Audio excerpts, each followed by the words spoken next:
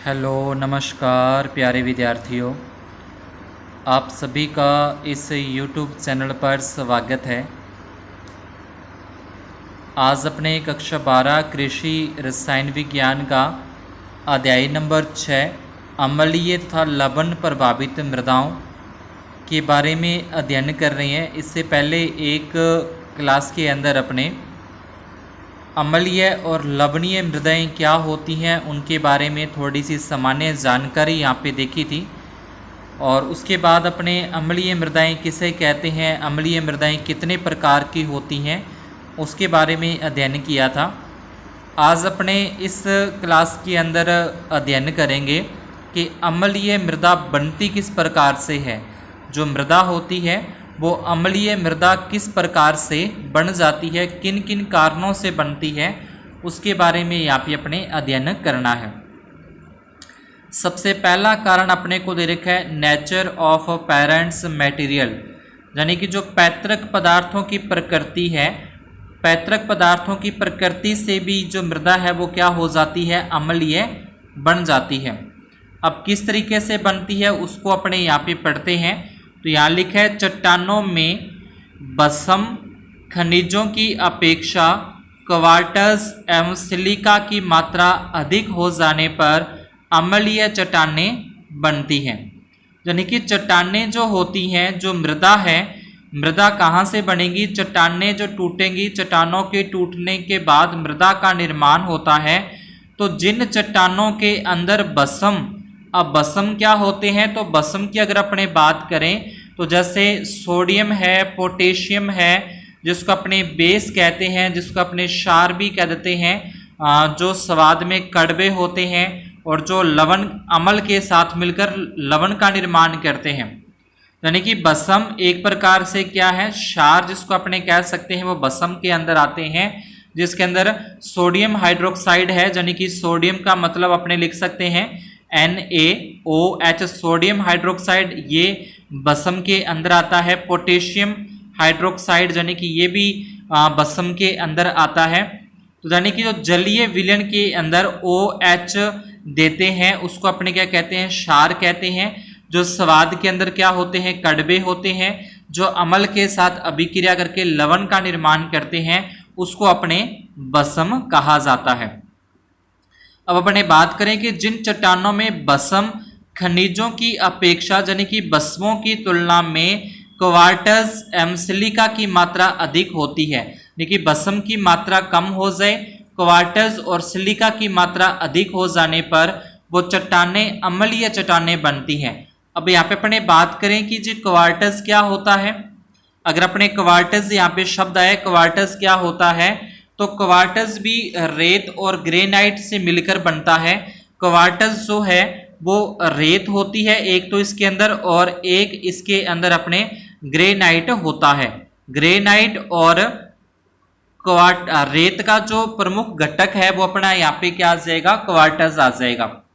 ठीक है, और इसके अंदर ऑक्सीजन और सिलिकॉन पाई जाती है। यानी कि क्वार्टज के अंदर अगर पूछे कि क्वार्टज के अंदर किसका घटक है या किससे मिलकर बना है, तो अपने कह सकते हैं कि रेत और ग्रेनाइट से मिलकर बनता है। ठीक है, ग्रेनाइट क्या होता है, ग्रेनाइट जो अपने देखा है कि अपने किचन के अंदर जो फर्शें लगी होती हैं, खुरदरी सी जो फर्शें होती हैं, भूरी सी और बीच में काले काले से टिमकने से होते हैं, तो वो ग्रेनाइट के बना होता है। और जो ग्रेनाइट है वो अपने राजस्थान के जालोर जिले के अंदर बहुत पाया जाता है। तो ये रेत और ग्रेनाइट से मिलकर क्वार्टज बनता है। क्वार्टज के अंदर ऑक्सीजन व सिलिकॉन होती है। इसके अंदर क्या होता है, एक तो होता है O2 और एक इसमें होती है सिलिकॉन होती है। इन दोनों से मिलकर ये क्वार्टज का निर्माण होता है। अगर अपने से सीधे पूछे कि क्वार्टज किन का मुख्य घटक है, तो लिख देंगे रेत और ग्रेनाइट का। अगर पूछे कि किन रासायनिक तत्वों से मिलकर बना है क्वार्टज, तो इसमें लिखा जाएगा ऑक्सीजन व सिलिकॉन से मिलकर बनता है। उसके बाद देखें कि सिलिका क्या होती है। तो सिलिका का जो रासायनिक सूत्र है, सिलिका का रासायनिक सूत्र होता है SiO2। ये सिलिका का रासायनिक सूत्र होता है। ये एक रेत का घटक है, यानी कि सिलिका को अपने रेत भी कह सकते हैं। और ये प्राकृतिक होती है, यानी कि प्रकृति की देन है सिलिका, और जो अपने सिलिकॉन की बात कर रहे हैं, सिलिकॉन की जो अपने बात कर रहे हैं कि क्वार्टज के अंदर सिलिकॉन होता है, तो ये जो सिलिकॉन है ये रासायनिक तत्व है, ये सिलिकॉन रासायनिक तत्व है। जो सिलिका है वो रेत है जो कि प्राकृतिक होती है। सिलिकॉन की जो तारें होती हैं ये इलेक्ट्रॉनिक काम के अंदर काम आता है, जो इलेक्ट्रॉनिक्स अपने वर्क होता है तारों वगैरह का, उनके अंदर सिलिकॉन की तारें होती हैं। और जो सिलिका है, सिलिका एक प्रकार की रेत है, तो ये भट्टी आदि बनाने में यानी कि तापरोधी जो ईंटें हैं उनको बनाने के अंदर काम में आता है। तो कभी कभी अपने से क्वेश्चन के अंदर क्वार्टज और सिलिका के बारे में पूछ लेता है, तो ये अपने अच्छे से देख चुके हैं। क्वार्टज रेत और ग्रेनाइट का घटक है। रासायनिक की बात करें तो इसमें ऑक्सीजन और सिलिकॉन पाया जाता है। सिलिकॉन एक रासायनिक तत्व है जिसका उपयोग इलेक्ट्रॉनिक्स के अंदर किया जाता है। उसके बाद सिलिका, सिलिका एक प्राकृतिक घटक है। सिलिका का उपयोग जो है वो भट्टियां बनाने में या ईंटें बनाने के अंदर अपने इसका उपयोग करते हैं। औद्योगिक के अंदर भी इसका उपयोग किया जाता है।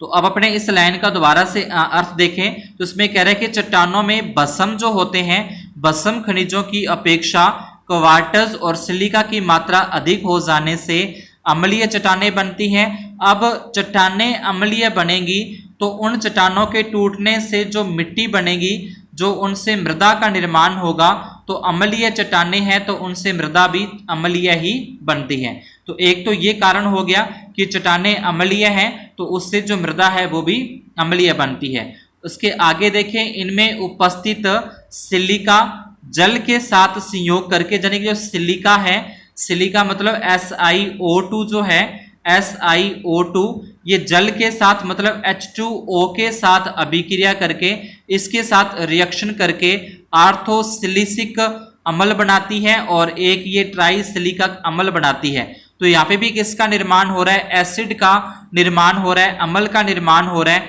तो इस अम्ल का निर्माण हो जाने के कारण जो मृदा इनसे बनेगी वो किस प्रकार की होंगी? अम्लीय मृदा होती है।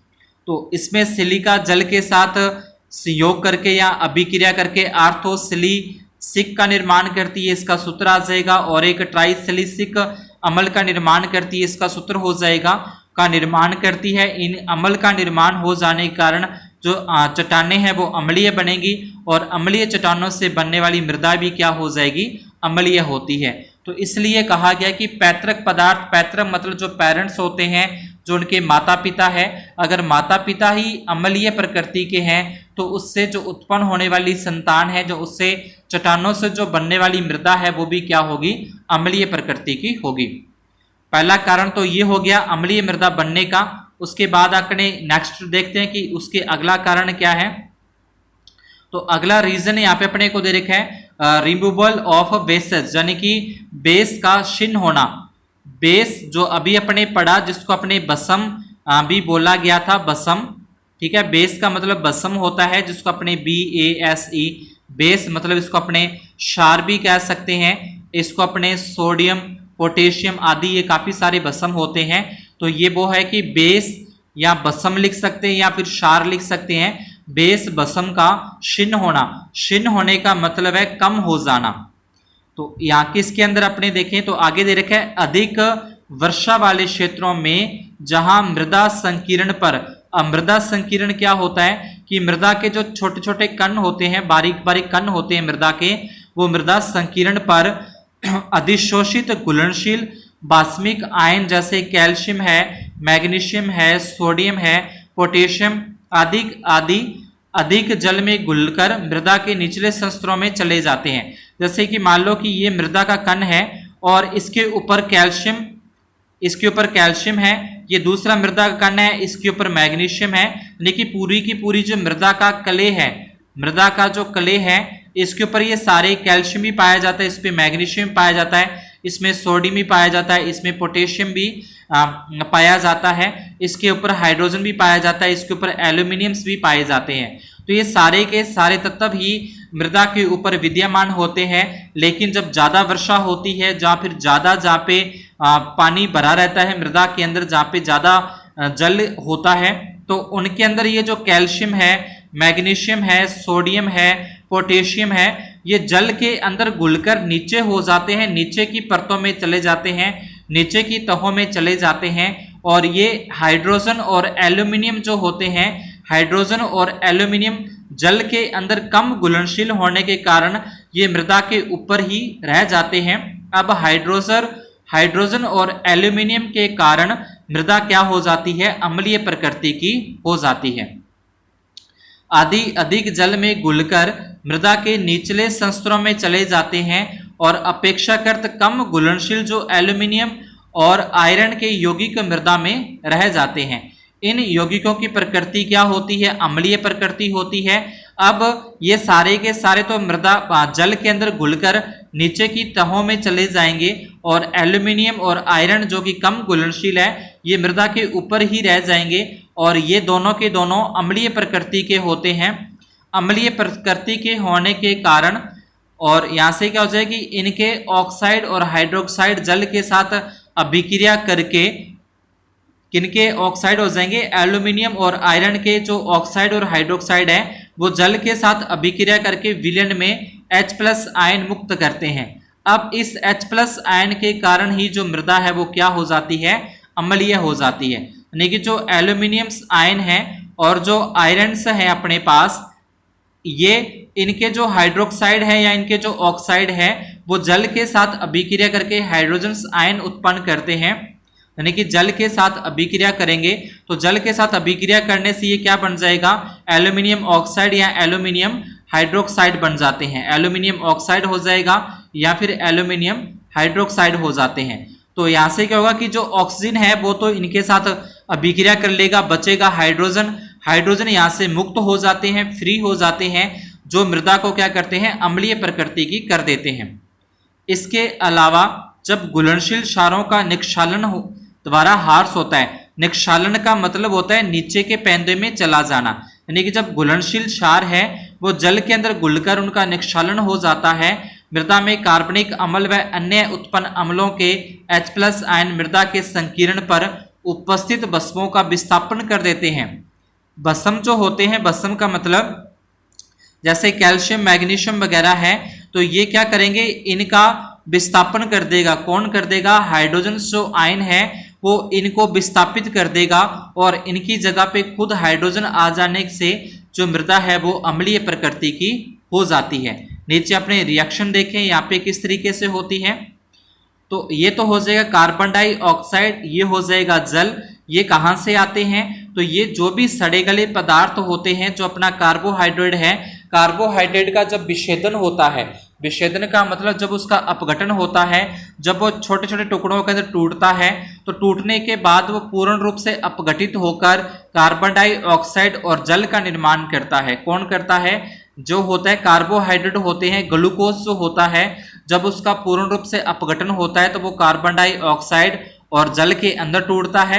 ये दोनों आपस में अभिक्रिया करके कार्बनिक अम्ल का निर्माण कर लेती हैं। ये दोनों आपस में अभिक्रिया करके कार्बनिक अम्ल का निर्माण करते हैं। अब ये कार्बनिक अम्ल जब मृदा के अंदर मिलेगा, जब ये मिट्टी के अंदर मिलता है, तो ये अपने मृदा का कोई कण है, ये मृदा का कले कण है, यानी कि मृदा का छोटे छोटे कण है। इसके ऊपर पहले से कैल्शियम यानी कि भस्म है, कैल्शियम ले सकते हो, मैग्नीशियम ले सकते हो, सोडियम ले सकते हो, यानी कि भस्म आ जाएंगे। जब मृदा के अंदर ये कार्बनिक अम्ल अंदर अभिक्रिया करता है मृदा के साथ, तो यहाँ से क्या करेगा, जो इसके ऊपर ये कैल्शियम आयन है, इस कैल्शियम आयन को यहाँ से वो विस्थापित कर देगा, यहाँ से इसको हटा देगा और इसकी जगह पे ये खुद हाइड्रोजन आयन आ जाते हैं। तो ये हाइड्रोजन आयन आने के कारण जो मृदा है वो अम्लीय प्रकृति की हो जाती है और जो कैल्शियम वहां से विस्थापित हुआ था वो कार्बोनेट के साथ घुलकर कैल्शियम कार्बोनेट का निर्माण करते हैं और ये कैल्शियम कार्बोनेट जो है वो नीचे के पैंदे में बैठ जाते हैं और मृदा के ऊपर रह जाता है हाइड्रोजन। हाइड्रोजन के कारण मृदा क्या हो जाती है, अम्लीय प्रकृति की हो जाती है। उसके बाद तीसरा कारण अपने यहाँ पे देखें तो तीसरा कारण अपने को दे रखा है कि मृदा में अपने लगातार जो उर्वरकों का उपयोग करते हैं, यानी कि अम्लीय उर्वरकों का लगातार उपयोग करने से। अब अम्लीय जो मृदाएं होती हैं जैसे कि यूरिया का उपयोग अपने करते हैं, अम्लीय प्रकृति की है। अमोनिया सल्फेट अम्लीय प्रकृति की है। अमोनियम नाइट्रेट ये भी क्या है, अम्लीय प्रकृति की है। तो जो मृदा के अंदर इन उर्वरकों का उपयोग किया जाएगा, लगातार अपने इन उर्वरकों का उपयोग करते रहेंगे तो ये क्या होती जाएंगी, तो ये लगातार उपयोग करने से इससे हाइड्रोजन का निर्माण होता है, नाइट्रोजन निकलते हैं और उन नाइट्रोजन के हाइड्रोजन का उत्पादन होता है। हाइड्रोजन यहाँ से मुक्त होते हैं। हाइड्रोजन मुक्त होने से जो मृदा है वो अम्लीय प्रकृति की हो जाती है। तो नीचे अपने इनकी अभिक्रिया देखते हैं। तो जैसे कि अपने को यहाँ पे मृदा का क्ले कण दे रखा है, यानी कि क्ले कॉम्प्लेक्स दे रखा है। इसके ऊपर पहले से बसम है, बसम का मतलब जैसे कैल्शियम, मैग्नीशियम, सोडियम, पोटेशियम इत्यादि। तो ये जब अमोनियम सल्फेट मृदा के अंदर डाला जाएगा, अमोनियम सल्फेट अपना उर्वरक है, उर्वरक जब मृदा के अंदर अपने डालेंगे तो मृदा के अंदर डालने से यहाँ से जो ये अमोनिया है ये इस कैल्शियम को यहाँ से विस्थापित कर देगा और इसकी जगह पे ये खुद आ जाता है। ये खुद आने से यहाँ पे जो NH4 आप देख रहे हो, तो यहाँ से NH4 से क्या होगा कि इनका जब विस्थापन होगा, इनका जब टूटेंगे ये, तो टूटने के बाद ये NH3 और H+ के अंदर टूट जाते हैं। तो NH3 और H+ टूटने से इसके ऊपर H+ आयन है वो विस्थापित इनके ऊपर आ जाते हैं, जिसके कारण ये जो मृदा है वो अम्लीय प्रकृति की हो जाती है। और यहाँ से जो कैल्शियम है ये कैल्शियम सल्फेट के साथ अभिक्रिया करके कैल्शियम सल्फेट बनता है, जो कि नीचे के पेंदों के नीचे के संस्तरों के अंदर चला जाता है। इसी प्रकार से जब अमोनियम नाइट्रेट की अभिक्रिया होती है तो सेम कंडीशन ही वो हो जाएगी। तो इसके अंदर भी अमोनिया जो है वो मृदा के ऊपर आ जाएगा और वहां से कैल्शियम को विस्थापित कर देगा, जिससे जो मृदा है वो अम्लीय प्रकृति की हो जाती है। यह अपनी इंपॉर्टेंट अभिक्रिया है यूरिया के साथ। तो यूरिया का ये सूत्र अपने को दे रखा है, सूत्र आपको याद रखना है यूरिया का। यूरिया को जब अपने मृदा के अंदर डालते हैं उसके बाद वहां से वो जल के साथ घुल जाती है। जल के साथ घुलने के बाद जो अपने पास आता है ये NH4 की होल्डवाइज CO3, तो इसको अपने अमोनियम कार्बोनेट कहते हैं। ठीक है, इसका जो अगर अपने नाम लिखना चाहें तो ये नाम हो जाएगा अमोनियम कार्बोनेट। यानी कि मृदा के अंदर जल के साथ घुलकर यूरिया अमोनियम कार्बोनेट का निर्माण करती है। ये अमोनियम कार्बोनेट जब मृदा के अंदर घुला हुआ होता है तो इसका क्या होता है, यहाँ से टूट जाते हैं। इनका आपस में क्या होता है, खंडन हो जाता है, ये आपस में टूटते हैं, इनका वियोजन हो जाता है। वियोजन के अंदर ये NH3 के अंदर अलग टूट जाएगा, कार्बन डाइऑक्साइड गैस बन जाएगी, गैस ये बाहर निकल जाती है मृदा से और साथ में क्या आ जाएगा, जल का अणु आ जाएगा। अब ये दोनों यानी कि एक तो अपने पास यहाँ से आ जाएगा नाइट्रोजन, ठीक है, नाइट्रोजन और ट्राईहाइड्रेट बोलते हैं इसका। जो रासायनिक नाम अपने देखें तो इसको बोला जाएगा नाइट्रोजन ट्राईहाइड्रेट और साथ में ये हो जाएगा जल का अणु। ये दोनों आपस में जब अभिक्रिया करेंगे, यहाँ पे जो CO2 था ये बाहर निकल गया गैस के रूप में, बाकी अपने पास जो बचा उसकी अभिक्रिया करवाएं तो अभिक्रिया करवाने से NH4OH बनता है, जिसको अपने अमोनियम हाइड्रोक्साइड कहते हैं। इसका जो नाम अगर अपने बोलें तो अमोनियम हाइड्रोक्साइड है। अब ये अमोनियम हाइड्रोक्साइड का वापिस से फिर वियोजन होगा, तो वियोजन के अंदर अपने पास ये आ जाएगी अमोनियम और हाइड्रोक्साइड के अंदर। अब यहाँ से जो अमोनियम अपने पास आता है ये अमोनियम ऑक्सीजन के साथ अभिक्रिया करके, यानी कि वायु के साथ अभिक्रिया करके, ऑक्सीजन के साथ अभिक्रिया करके यहाँ से नाइट्रिक अम्ल का निर्माण करते हैं। यानी कि यहाँ से नाइट्रिक अम्ल का निर्माण हो जाएगा और साथ में ये दो अणु किसके बन जाएंगे, हाइड्रोजन के बन जाएंगे। ये जो हाइड्रोजन के अणु बने हैं ये हाइड्रोजन के अणु इस कैल्शियम के कणुओं को यहाँ से विस्थापित कर देंगे, इसकी जगह पे ये खुद आ जाते हैं। ठीक है, इसकी जगह पे क्या आ जाएंगे, ये खुद आ जाते हैं, यानी कि ये इतनी अभिक्रिया अपनी बन जाती है। उसके बाद ये जो नाइट्रिक अम्ल बचा हुआ था ये नाइट्रिक अम्ल वापिस फिर ऑक्सीजन के साथ अभिक्रिया करता है, यानी कि वायु के साथ जो मृदा के अंदर ऑक्सीजन होती है उसके साथ अभिक्रिया करेगा तो ये नाइट्रिक अम्ल का निर्माण करते हैं। ये नाइट्रिक अम्ल वापिस फिर जो मृदा के साथ अभिक्रिया करेंगे तो वहां से नवजात हाइड्रोजन का निर्माण होता है और ये क्या हो जाएंगे, मृदा के अंदर घुलनशील हो जाते हैं। तो इस प्रकार से ये नवजात हाइड्रोजन का निर्माण हो जाने से जो मृदा है वो अम्लीय प्रकृति की हो जाती है। तो ये जो अपनी यूरिया के साथ मृदा के अंदर अभिक्रिया है ये काफ़ी इंपॉर्टेंट अभिक्रिया है, इसको आप बार बार लिख के इसको अच्छे से याद करना है।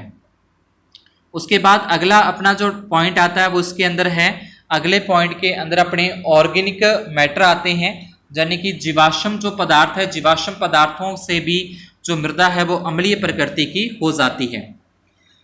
मृदा में उपस्थित जीवाश्म पदार्थों की मात्रा जिन मृदाओं में अधिक पाई जाती है उनमें जीवाश्म पदार्थ के सड़ने गलने से एक तो कार्बन डाइऑक्साइड का निर्माण होता है और साथ में हाइड्रोजन का निर्माण होता है। ये दोनों जब आपस में अभिक्रिया करेंगे तो यहाँ से कार्बनिक अम्ल का निर्माण हो जाएगा, जो पीछे अभी अपने देखा था कार्बनिक अम्ल का निर्माण हो जाएगा। ये कार्बनिक अम्ल क्या करेंगे, इसके अंदर जो ये हाइड्रोजन है, ये हाइड्रोजन कैल्शियम को वहां से विस्थापित कर देंगे, प्रतिस्थापित कर देंगे और उसकी जगह पे ये खुद हाइड्रोजन आ जाते हैं मृदा के कणों के ऊपर, जिससे मृदा क्या हो जाती है, अम्लीय प्रकृति की हो जाती है। और पांचवा जो इसमें अपने कारण दे रखा था वो दे रखा था सूक्ष्म जीवों का, यानी कि सूक्ष्म जैविक क्रिया का यहाँ पे दे रखा है। तो विभिन्न प्रकार के सूक्ष्म जीव मृदा में सक्रिय होते हैं, यानी कि मृदा के अंदर छोटे छोटे कीड़े मकोड़े पाए जाते हैं जो कार्बनिक पदार्थ के विच्छेदन, यानी कि जो कार्बनिक पदार्थ होते हैं, जो पेड़ पौधों के अवशेष होते हैं, जो जीव जंतुओं के अवशेष होते हैं, उनका विच्छेदन करते हैं, उनको छोटे छोटे भागों के अंदर तोड़ते हैं, यानी कि कार्बनिक पदार्थों का विच्छेदन होता है। और नाइट्रीकरण आदि क्रियाओं के लिए उत्तरदायी होते हैं। कौन उत्तरदायी होते हैं? सूक्ष्म जीव। सूक्ष्म जीवों की क्रिया के फलस्वरूप अम्ल लगातार बनते रहते हैं। ये अम्ल कोलाइडी संकीर्ण पर उपस्थित भस्मों से उदासीन होते रहते हैं, यानी कि जैसे यहाँ पे ये कार्बनिक अम्ल का निर्माण हुआ, अब पहले से मृदा के ऊपर ये भस्म है, तो जब तक ये भस्म रहेंगे तब तक तो इसके साथ ये उदासीन होकर लवण का निर्माण करते रहेंगे। लेकिन जैसे भस्मों की मात्रा कम हो जाएगी या भस्मों की मात्रा खत्म हो जाएगी तो उस टाइम क्या होगा कि जो हाइड्रोजन हैं वो हाइड्रोजन मृदा के ऊपर आ जाएंगे, मृदा के संकीर्ण कणों के ऊपर आ जाएंगे, जिससे मृदा क्या हो जाती है, अम्लीय प्रकृति की हो जाती है। तो इस तरीके से अपने 5 कारणों से देखा कि जो मृदा है वो अम्लीय प्रकृति की किस प्रकार से होती है। आज की क्लास में अपने इतना ही। अगर आपको ये टॉपिक समझ में आया हो तो वीडियो को लाइक और चैनल को सब्सक्राइब जरूर कीजिएगा। धन्यवाद और शुभ दिन।